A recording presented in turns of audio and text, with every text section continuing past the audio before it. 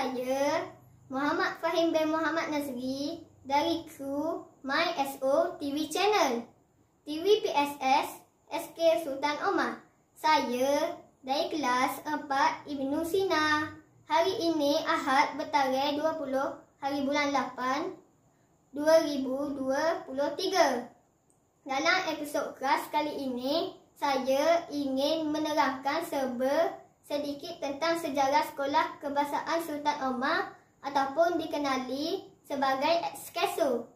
Mari sama-sama kita saksikan. Jom! Pada tahun 1956, sekolah ditubuhkan dengan nama Dungun English School Desk. Bahasa pengatau pada masa ini adalah bahasa Inggeris.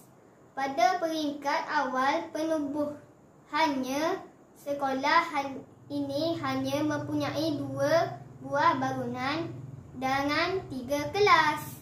Dikenali sebagai Standard 1, Standard 3 dan Special Malay Class 1.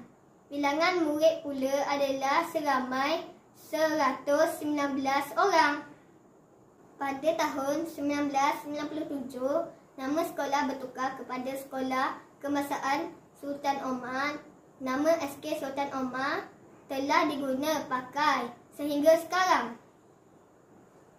Jadi, sebagai murid SK Sultan Omar, kita perlu mengetahui sejarah sekolah kita. Sekolah kita, kebanggaan kita. Sekian sahaja laporan daripada saya. Saya Muhammad Fahim melaporkan untuk MySO TV. Bye-bye.